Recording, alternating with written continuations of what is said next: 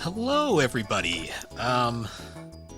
Yeah, this is kind of awkward. I'm not gonna lie. Check this Um, out. I'm entering new morph yeah. data So into this the morph. this Let's Play has been This kind of morph goes by the name of this weird Gene like Mixer. gremlin that's Let been me like control the hanging out genes over that my the shoulder for like the information- last 9 years. You should spend Um, some time getting the hang so- of it in the training room. Yeah. Want to go I guess to a the little training room? backstory. Try it out? I'm sure if anyone actually cares and is listening to this, the first 8 parts of this are probably really weird to listen to because, my God, like, I went through like, so little backstory. This Let's Play was recorded originally back in 2014. I was living in an entirely different state at the time. I was 2 jobs before. Actually, I was just coming off, I had lost my, original job. And I was currently unemployed, so I was doing a bit of Let's Playing as a hobby. And I'd done a few Let's Plays, and I was in the process of recording this one. And I had finished the recording, and then immediately I had got a new job, and I was working night shift at the time. And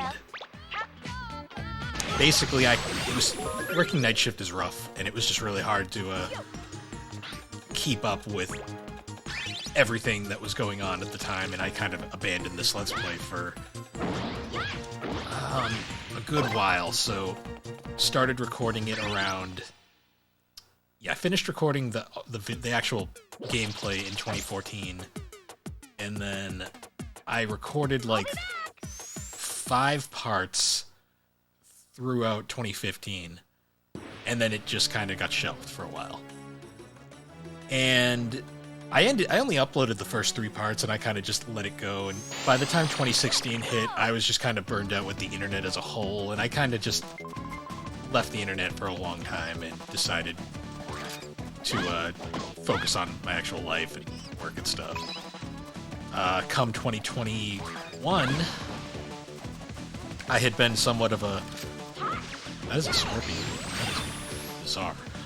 Anyways, around 2020, 2019, I was kind of into the Instagram blogging scene, game collecting and stuff, and I had decided... I ended up getting into podcasting around 2021, and I was in the process of uploading the podcast to YouTube before they made it incredibly easy to upload podcasts to YouTube.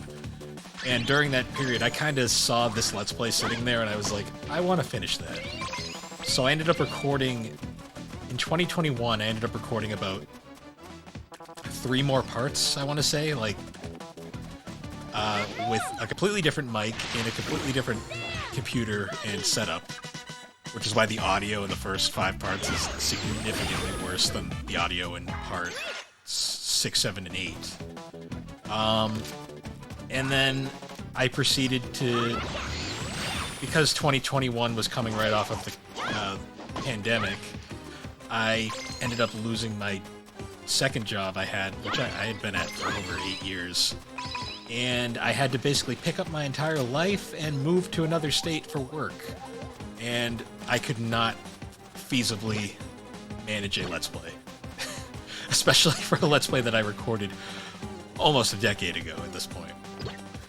And a couple more years go, 3 more years go by, and I've kind of... So I'm officially restarting this YouTube channel. It's been rebranded a few times now. Back in the day, it was FrogShow24. That was my old handle. Then I had it as the Barber Who Games for the longest time, which is my current online handle. And then now I've since completely rebranded it to the GNC Podcast Network, which is the network I host my podcast through. But now that channel's kind of revamped and going, I've been sitting and realized I need to just finish this Let's Play, because it bothers me that I only get 3 parts, especially because I have the full audio recorded. Well, the gameplay recorded, I should say, the Let's Play. I just had to record the audio for it. And I've since the last time I've recorded this, I now have my own place, I've bought a house, and I have all the time in the world now because I'm working first shift, and Really, I don't have anything else to do when I'm not recording podcasts, so I figured let's finish this thing once and for all before I fully get into podcasting and I'm streaming in the future. So yeah, let's welcome back to Ape Escape 3. This podcast is going to literally be a 10-year project at this point, and I kind of love it and hate it at the same time. It's funny watching this video because I recorded this on like 2 laptops ago, like my 2 previous laptops, with a really bad dazzle. I did not know how to record video footage properly at the time, and this doesn't look amazing. I mean, it's fine. It's whatever at this point. Right. Past me, you have your platforms done. You don't need to keep hitting that.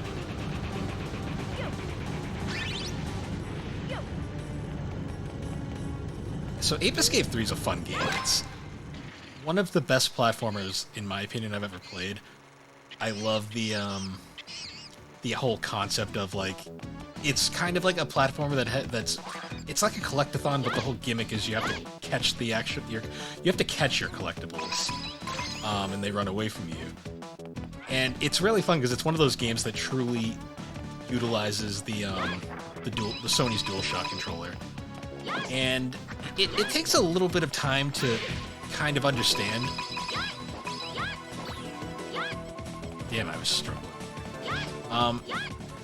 It takes a little bit of time to understand how this game works, because it is a 3D platformer where camera controls, because the dual analog sticks are utilized for the combat and the all your different gadgets you get throughout the game, you actually have to control the camera using the D-pad of all things, which it takes a little bit of time to get used to, but once you figure it out, it's not bad. The other thing is jumping, because the X button is utilized to selecting gadgets, as you can tell by the upper right corner there. You jump using the R1 trigger, which at first is that's an Indiana Jones monkey. Just noticed that. It's interesting. This game has a lot of pop culture parodies and references. Use your stun gun past me. Stun weapon. There you go. AP Jones. That's a good one. I don't know why I needed to whack it there, but yeah. So you jump using the R1 trigger, which takes a little bit to get used to. Once you get used to it, though, it's not bad. Platforming's a little strange because it kind of uses a Castlevania-style jump where once you're in the air, you're kind of stuck to your forward momentum, which takes a little getting used to. It's not exactly the most fluid jumping in a game, but once you figure it out, it's not bad. The platforming is not incredibly challenging in this game because the whole gimmick is you're supposed to go around collecting all of these different monkeys, and you kind of have to, like, there's kind of like a strategy to it where you have to really, like, use your gadgets to, like, get the monkeys stunned so you can easily catch them, because some of them are harder to catch than others. They all have different attributes and abilities. Some of them are completely loose cannons. But you can also collect coins and stuff to buy items.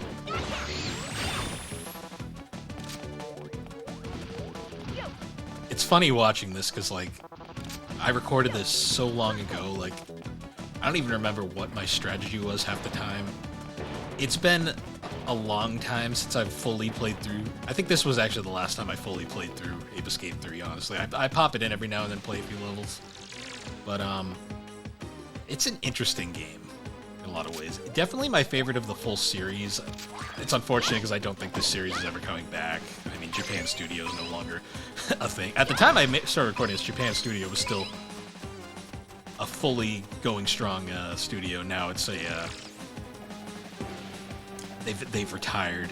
They've been kind of restructured into a number of different studios. Particularly the studio that made Astrobot's Playroom. Oh, wow, the gun was slowing down the game there for a bit. So the Black Pants monkeys are interesting. Their gimmick is they constantly hold machine guns, but they're terrible shots, and they kind of just shoot wildly. So you kind of just have to dodge them, and usually they're not that hard to catch. The yellow pants monkeys are the standard ones. They're generally the easiest to catch. There's really no special attributes to them, but they follow the standard monkey protocol of when their helmets are flashing red, they're at their most alert. So you kind of want to stun them and then swing the net to catch them, which past me is not doing in the slightest right now.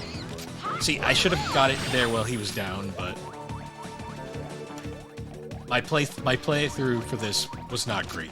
Granted, I was not in a great state of mind when I was kind of going through a bit of a depression back then.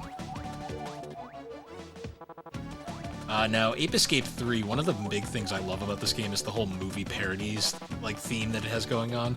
Because a lot of the monkeys have, like, the most bizarre, like, designs and, like, outfits. Like, there's, like, in earlier ones, there's just, like, there's ones in pots, there's, obviously the Indiana Jones parody, there's, like, Darth Vader parodies later on in the game.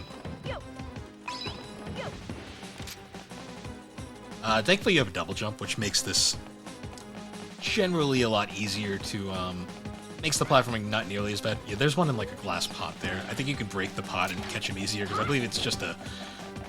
I believe the monkeys usually in costume are just generally yellow ones. Yeah. Kapoman. These games are incredibly Japanese, by the way, which is kind of part of their charm. Very anime. I don't know why I still have the radar out. I have a tendency to...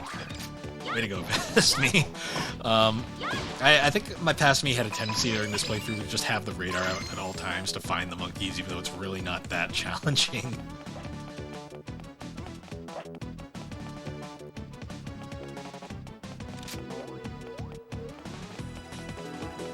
God, I miss when Sony like made games like this. I think when I recorded... Yeah, so 2014, when I recorded this, the PS4 had just came out. We're already at PS5 now. PS4 is already old news. The Switch wasn't even out yet.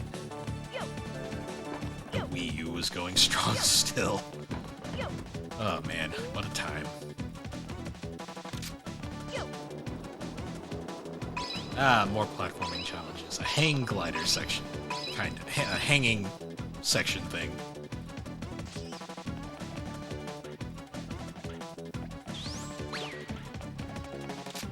Sure why I paused there, but okay. Okay, oh, so this is something that can happen. When a monkey's enraged, it can actually knock weapons out of your hands if you're not careful. So in that case, my net got knocked out of my hand. If that happens, the monkey can actually grab it and can catch you, and that'll end the level prematurely. They can also get your stun sword. That also is kind of annoying, because then they can hit you back with it, which does damage. Generally, if you lose your one of your weapons, you want to grab that as soon as possible and prevent the monkey from getting it. Okay, so here is the first example of the this game's unique gimmick, which is the transformations. Make it dance past me. You have to make the monkey dance. There you go. Basically, every section of level... Am I just not catching? Oh, right, I wanted to do this. So, in Ape Escape 3, every level has an optional filming location where you can get bonus films. The thing is, though, you don't want to catch the monkeys needed for every filming location has certain monkeys that you have to leave in place before you have to leave in place to get the to do the filming objective. If you capture one of them, you no longer can. It just says like no monkey available. So yeah, you want to leave those in. But what I was saying is this game introduced the transformations, which were like bonus power-ups that would give you different give you different abilities that you could use to catch monkeys and solve puzzles. Proud to present the diva of the Freaky Monkey 5. Her beautiful face is enough to drive any monkey. So here's one of the bosses. In previous parts, we've already fought against the other Now boss don't monkeys. you dare mess up my premiere. Do you understand me? Very Sundari energy there. This boss isn't too bad. It's actually one of the easier ones. I still believe the Monkey Blue is probably the hardest boss, just because he's kind of annoying with his gun and motorcycle gimmick.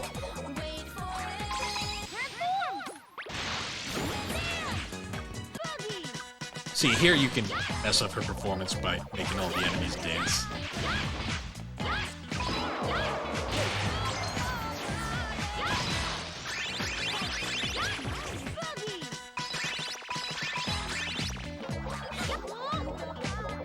I love the soundtracks in these games. They're so catchy. I don't think I actually have to use the boogie mechanic to damage her. I'm just using it basically to distract her the enemies on the screen, which allows me to hit her when they're distracted. And I have so much, basically there's so much max energy, which is the green things that you see on the screen, that I can basically just unlimitedly do this. Those little green hexagons up top, those are actually bonus charges for the transformations. You can buy those in the shop between levels. Basically, if you have a bunch of those, you can pretty much unlimitedly do transformations, which is very convenient in hindsight, because it basically makes a lot of encounters trivial.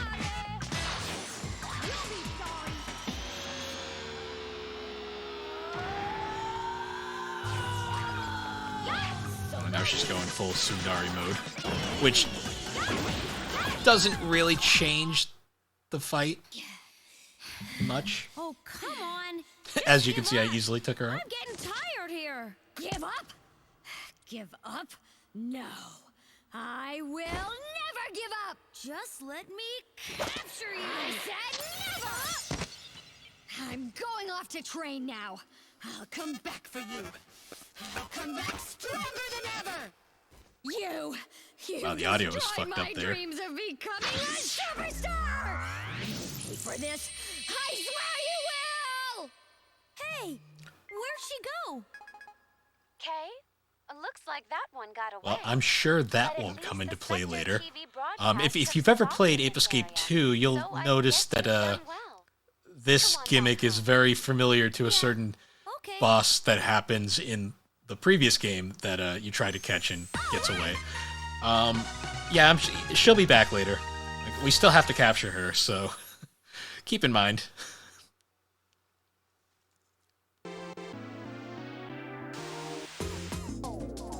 Well, that is just awesome. That always depressed me as a kid. Just 0 monkeys captured. Tomoki, has Pink come back? No, she hasn't actually. Now, where could There she are some have pretty gone off to? significant voice actors in this game. I believe Dr. Tomoki there is actually Nolan North. Like pre-Uncharted Nolan North. Monkey Pink had some pretty good songs, but you know what? I like Yumi's better. Pity she managed to get away. I think if you Still, play you as were Yumi, able there's to a bit stop of a the rivalry broadcast. thing going on there. Anyway, better luck Um, next time. Yeah, because this game actually has 2 different characters you can play as. Oh yeah, so now here I'm going to the shopping area because I have a good amount of money.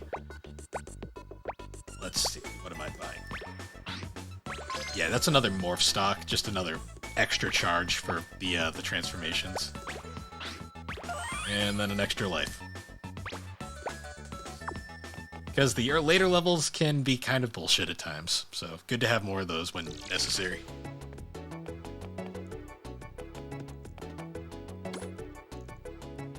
again, might as well save.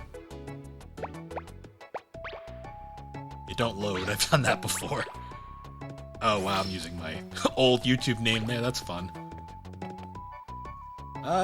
Yeah, I'm pretty sure this is coming up to the end of the love episode, though, so yeah, we're gonna be coming back full here, guys, with more episodes hopefully in the future, and I'm gonna finish this thing this time. But until then, guys, I will see you all